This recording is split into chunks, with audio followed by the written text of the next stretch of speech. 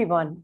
In this video, let us try to understand sequential models, and also we will get to understand more about recurrent neural networks.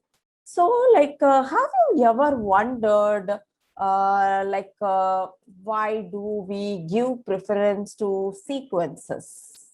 So we all know the meaning of sequences, right? So why is really sequence required, right? Fine.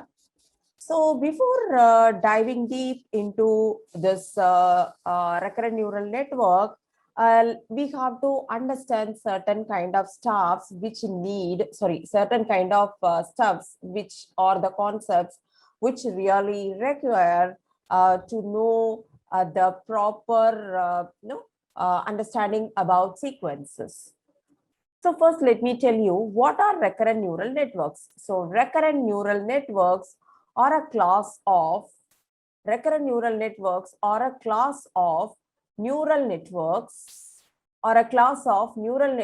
that's powerful for modeling sequences. 1 minute. Okay. That is powerful for modeling sequence data such as time series or natural language. So what is this basically? We have a clear understanding about neural networks, right? So recurrent neural networks are also class of neural networks that is being used for modeling sequence data. It could be time series or it could be related to natural language. Actually, what we are trying to understand here is about the natural language. And also we have a clear understanding about feed-forward neural network, right? So feed-forward neural network. So RNNs are also based on the same principles as feed-forward neural network, except that it takes care of temporal dependencies. So what are these temporal dependencies? It's very simple. In RNNs, along with the input of the current stage, it also takes care of the previous stage's input, right? And also it includes feedback and memory elements, right? So how can we understand this better? So if I give some examples to it, that could be make you to understand in a better way, right? So let me take the next one. Now look at this statement. So basically, the beauty of recurrent neural network lies in the diversity of application. Say, whenever you deal with the RNNs, they have great ability to deal with various input and output types, right? So the first one, you can see that I really like the color of my new dress, right? So I really like the color of my new dress. The second sentence is that I do not really like the movie, right? So I do not really like the movie, right? So this is basically a negative statement. So that is what it means. This I like it, this I don't like it, which means this could be positive statement, this could be negative statement. So that is what I have written here. So let us try to understand what is sentiment analysis. So this is basically the task of simply classifying tweets into positive and negative sentiment. So here the input could be a tweet of varying lengths, while output is of a fixed type and size. What does this mean basically? Say, for example, I have, so just take some companies, or you are purchasing some products from a shop. It could be shop, or you can buy from Amazon or Flipkart or some companies, and there could be some forum where you may write the feedback about it, right? So the feedback could be positive feedback. You could have liked the product, or it could have not liked the product, or it could be neutral also, right? Or it could be neutral also. So why it is really essential? Should I know that whether the statement is positive or negative? Yes, we should know that, because then only I can, based upon the customer feedback only, I can develop my business, right? So the output is of a fixed type and size, in the sense it is going to be positive or negative or neutral. But the tweet, there is no, or the feedback, there are no limit. Or see, people may write with the emojis, people may write with the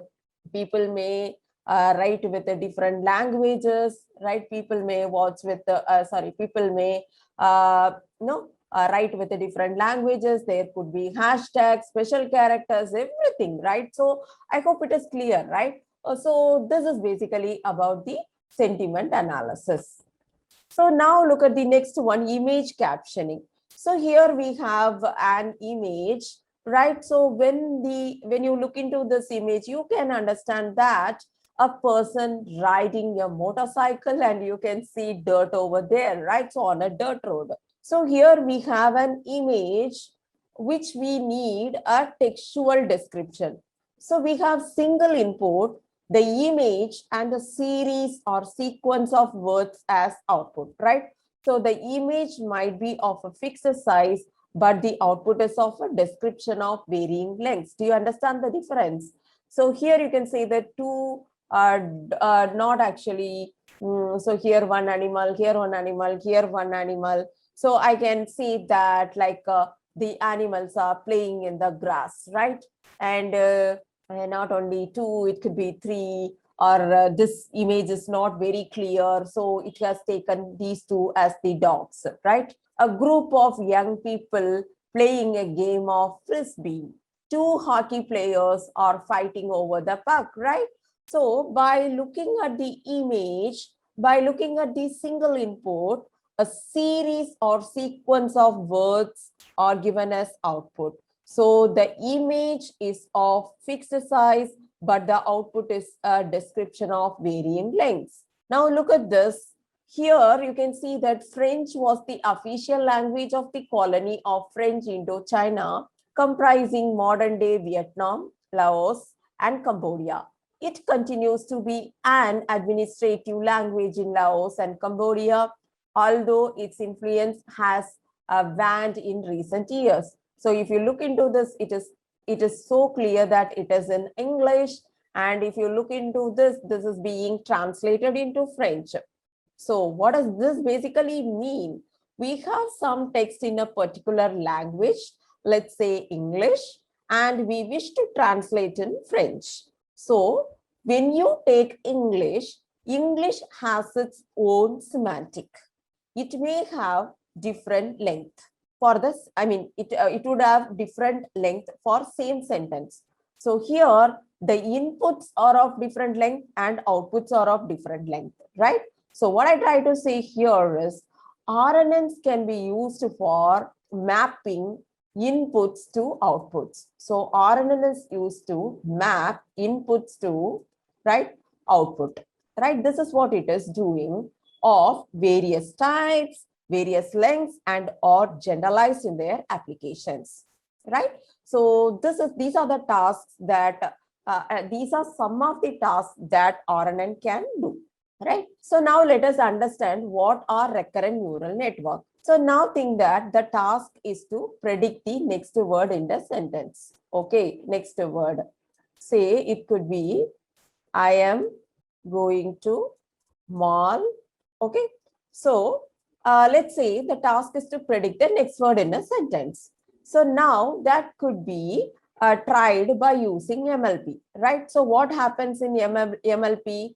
We have an input layer, a hidden layer, and an output layer. So the input layer receives the input. The hidden layer, there will be some activations, right? Activations are applied, and then finally we receive the output, right? So if it is a deeper network, so here what is the activation used? ReLU. So now let's think that we have a deeper network where multiple hidden layers are present. So you can see here multiple hidden layers are present, right? So here the input layer receives the input.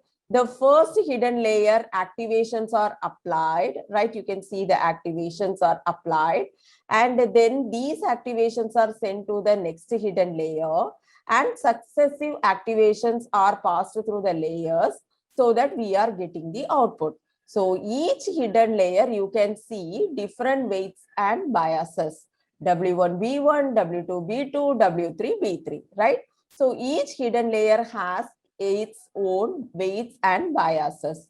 So each So that what will happen now, each hidden layer has own weights and activations, so everything behaves independently, right? Now the objective is to identify the relationship between the successive inputs, right? So can we supply the inputs to the hidden layers? Yes, we can do that, right? So in this case, what we observed is weights, biases of the hidden layers are different.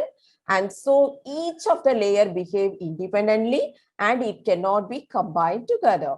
So if we want to combine all these hidden layers together, we should have the same weights and biases for the hidden layers, right?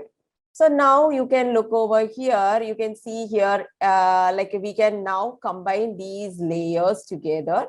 The weights and the biases of the hidden layers are all the same. You can see the W comma B, W comma B, W comma B, FC1 activation, FC2 activation, FC3 activations, right?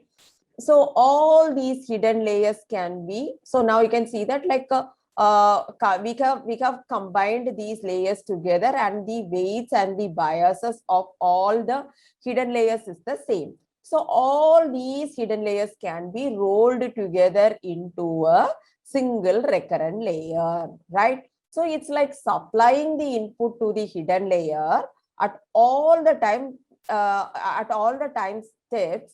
Weights of the recurrent neuron would be the same since it is a single neuron now, right? So the weights will be the same because it is a single neuron, right?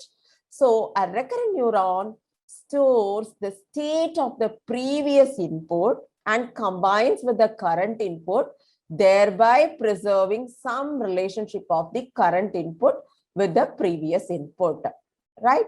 So how does it look like now, right? So let me give you an example now. Let's take a character level RNN, say where we have a word called hey, right? So, or it could be like hello, hey or hello. Why I'm using hello? So that I have the same letters repeated, right? So H-E, L-O, right? And just think that, or it could be hey. So let me start with hey now. So I'm providing two letters now, H-E, and I ask the network to predict the last letter. So next letter could be what? Y. So I'm asking the network to predict the last letter. So if it is going to be hello, I may give it as H-E-L-L. So I'm asking it to predict the last letter. So here the vocabulary of the task is basically here 2, here 4. So in real case scenarios, whenever we use natural language processing, the vocabularies include the words in the entire Wikipedia's database or all the words in a language, right? So how does this basically look like? How does this RNN network look like? The same thing I'm drawing now. So this could be X. What is X basically? It is the input. From this, it's being RNN, right? So you can look over here, and from here, this is no Y, right? So this is nothing but output, and this is nothing but input, right?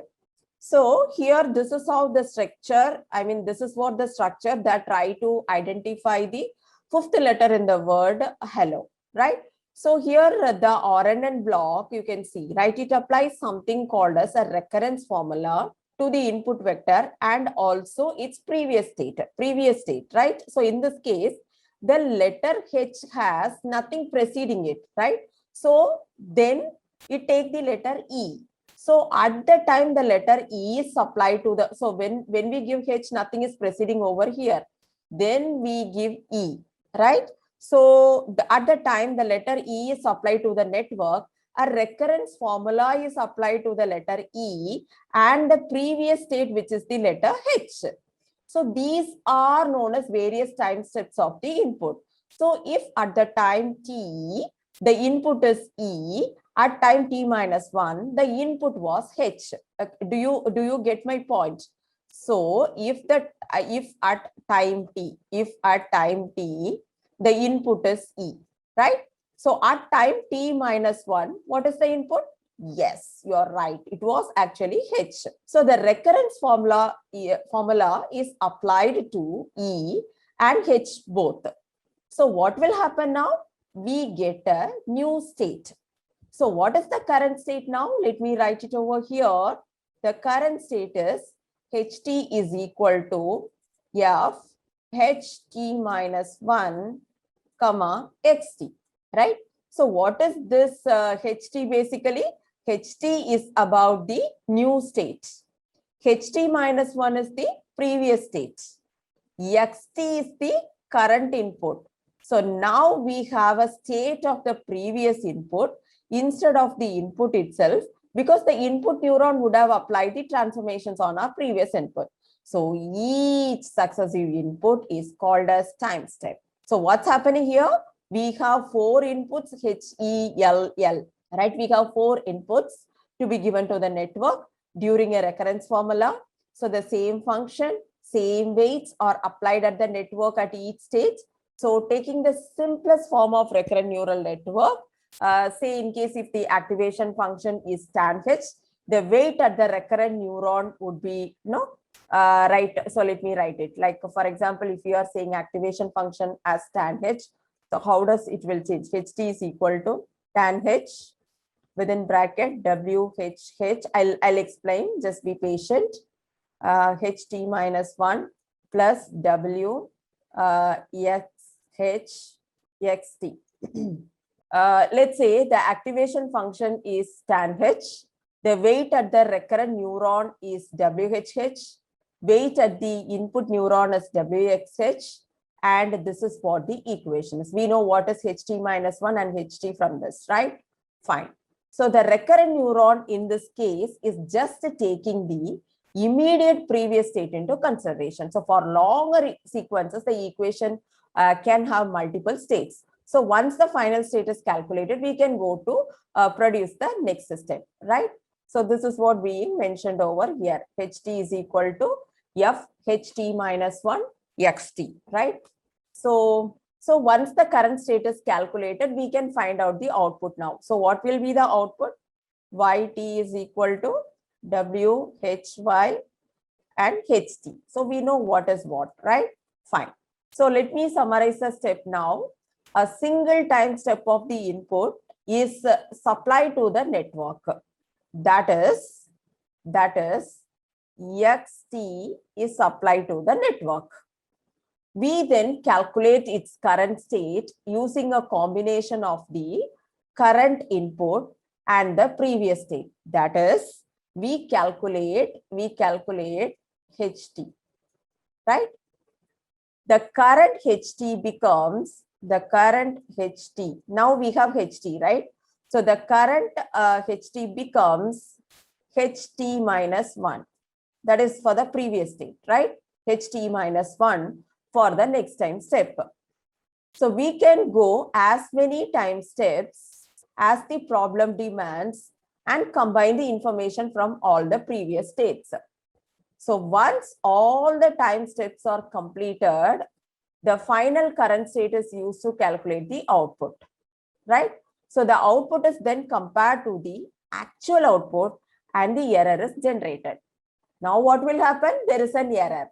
So the error is then back propagated to the network to update the weights, right? So we know about the back propagation, right? And then the network is trained. Hope it is clear, right? So let me explain everything in short once again. So whenever we handle textual data, the data is always in the form of sequences. And the order of the data is also very important. So for any given sentence, if the order of words stays, the meaning of the sentence doesn't stay the same. Hence, sometimes there could be a change, right? So I don't say that in all the cases, but in most of the cases, there is a high possibility of changing the meaning, right? So the sentence information is stored in both the words as well as the order of the words in that particular sentence. So in any type of data, if sequential order matters, then we call it as a sequential data. Then we call it as a sequential data, right? So the traditional neural networks cannot handle sequential data. Why? Because in a neural network, for a particular task, we need to set a fixed input size at the beginning. But in sequential data, the size of the data can vary, right? So a sentence can contain 5 words, 10 words, 15 words, 20 words, or could be more than that. So we cannot configure a neural network to effectively deal with this kind of data. So even if we are dealing with the sentences with the same number of words, when we input the processed words into a neural network of some fixed input size, a neural network is not designed to pay attention to the sequence of the words. So the model will effectively learn from semantic information on the individual words, right? So, but it will fail to learn from the order of the words. So to convert textual data into a numerical format, we can input them into neural network. We must convert them into vectors. So this is what we called as one-hot encoded vectors or word vectors, right? So our textual data will turn into a sequence of vectors, which is exactly the format we need, right? So you can see here converting into word vectors. So what is over here? Deep learning is hard but fun, right? So hope this is clear, right? So what we have done over here, we have converted word sequence into word vectors, right? We have converted word sequence into word vectors.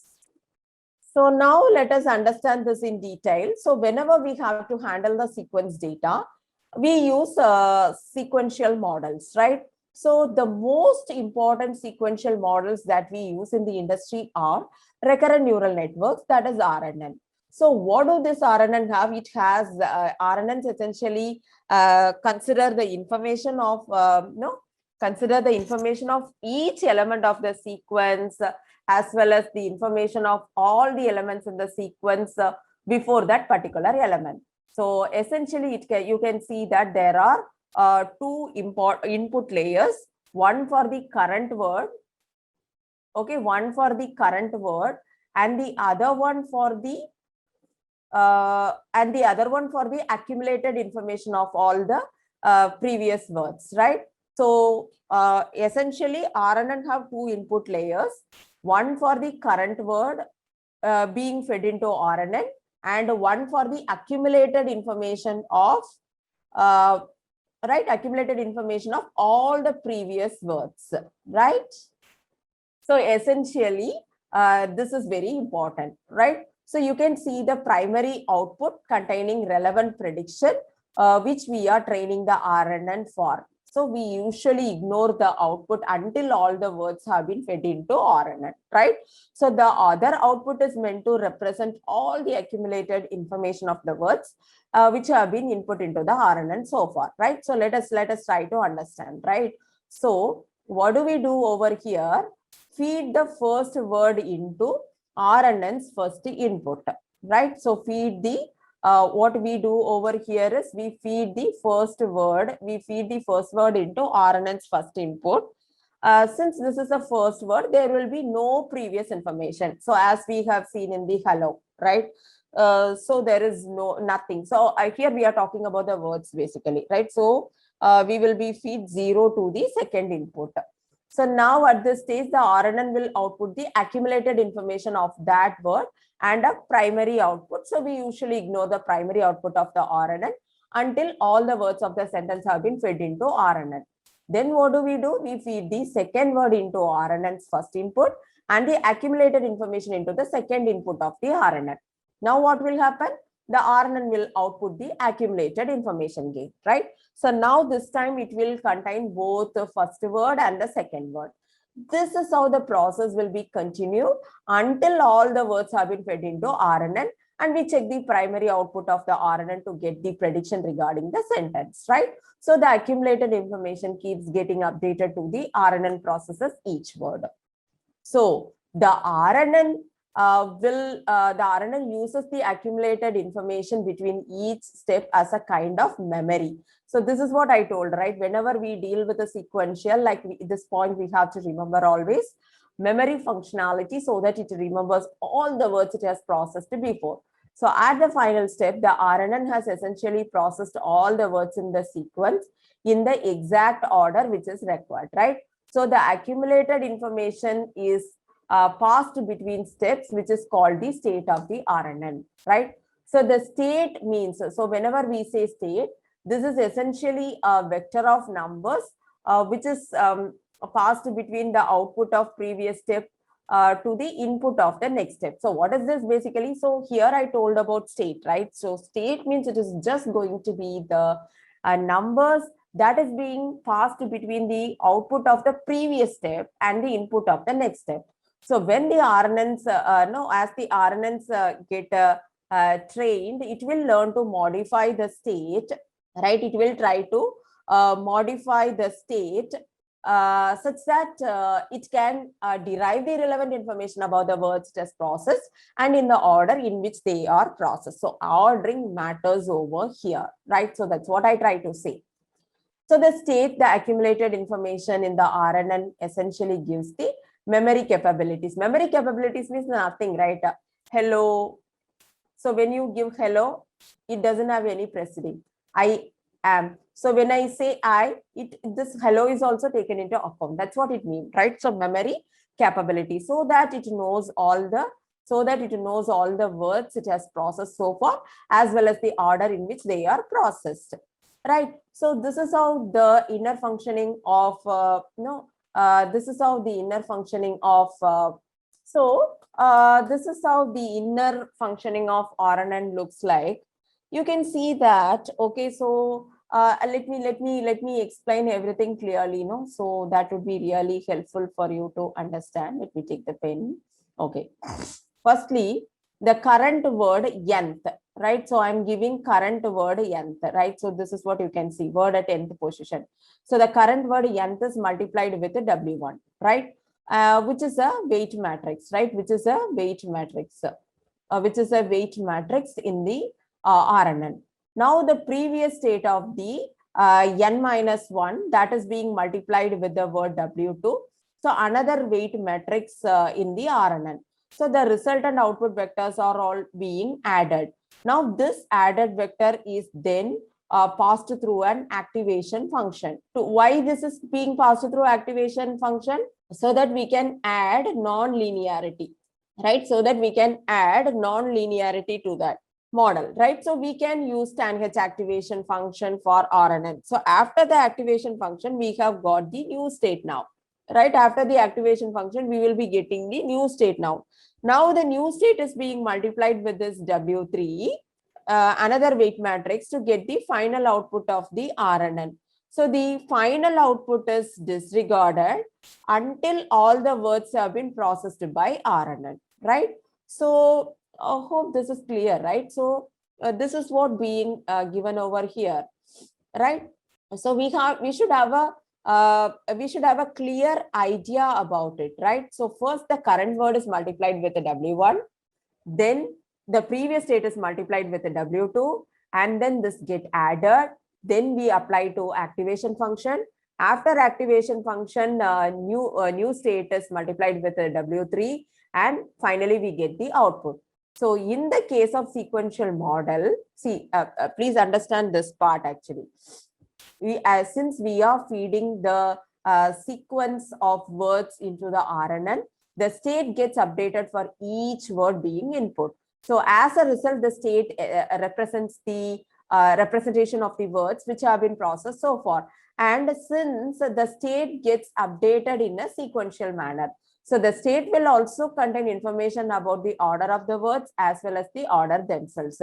So say for example, I'm saying something like okay, I love statistics. Okay, so just if you take this example, let's consider the states at each step as the RNNs processing this sentence, right? So when I is fed to RNN, the state contains a representation of just the word I. Then we feed love, right?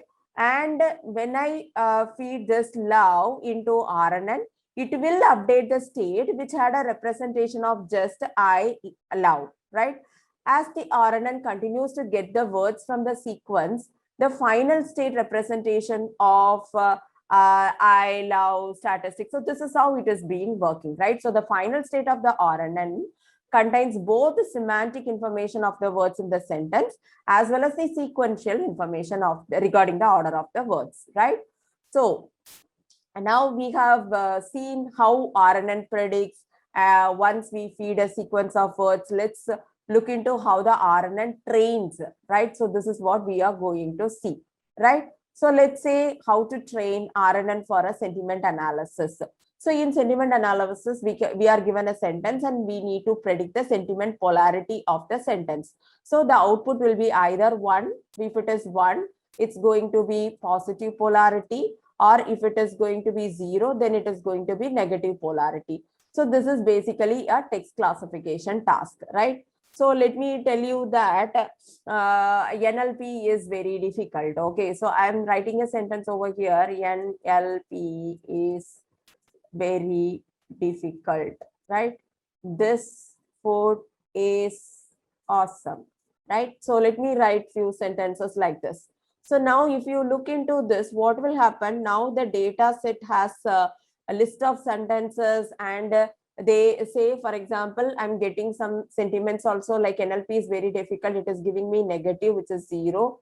And this food is awesome. I'm getting positive 1, right? So when I have these set of sentences, their corresponding sentiment scores, we need to train a RNN to give the corresponding sentiment score of a sentence after we feed these sentences to the RNN. So in the case of sequential model, the model is being used multiple times instead of once, like a traditional neural network. Say if there are 5 sentences, 5 words in a sentence, RNN will be taking values from the input to the output for a total of 5 times. So because of this, the back propagation will happen multiple times for a single training sample instead of once. So the back propagation will happen over all the states and the RNN has taken, and this is basically called as a back propagation through time, right? So initially, before the training process happens, we randomly initialize all the 3 weight matrices in the RNN like W1, W2 and W3. Then we start feeding the data into RNN, right? So for a single training sample, we feed the entire sentence into RNN, and then we compare the output of RNN with the target output corresponding to the sentence, so that we calculate the loss, right? We have idea about it, right, for that training sample. So here, since in this problem, we are just doing positive or negative, so it is basically, we are using a binary classification problem. So we can go ahead with a binary cross entropy loss function. Then we backpropagate the loss function through all the steps of the RNN from the last word to the first word, right? So this is how this explains the training process for a single training example in the data set. So now when we keep on training the RNN with all the data in the data set, when it happens for multiple iterations, it will learn how to understand semantic information in each word and also the sequential information in the way the words are ordered to successfully predict the sentiment from the sentence. Okay, now whenever we study something, there could be some problems or limitations with that particular network also. So what are the limitations here? RNNs are definitely better than the traditional neural networks at processing sequential information, but still there are some problems we are facing. One is about vanishing gradient problem, and the second one is about long-term dependencies. So what is meant by vanishing gradient problem? So RNNs perform well with short to medium-sized sequences, right? But when we perform back propagation, back BPTT, right? Back propagation for very long sequences, the gradients have to go through many weight matrices, right? It has to go through many weight matrices before it reaches the first few steps of the RNN.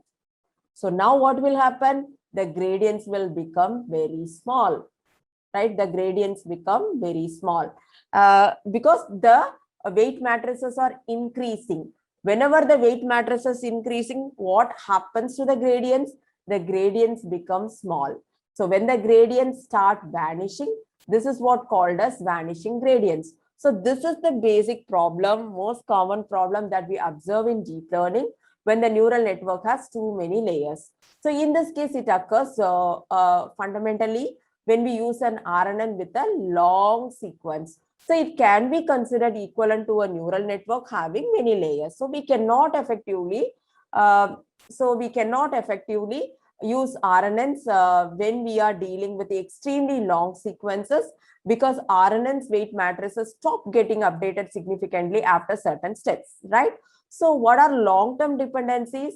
In sentences, sometimes the semantic links between certain words could be far apart, right? So consider I have given a sentence like deep learning is an upcoming field in today's technology, but it is very hard. So here you can see that hard refers to deep learning, but these are very far apart. Deep learning is over here, hard is at the end of the sentence.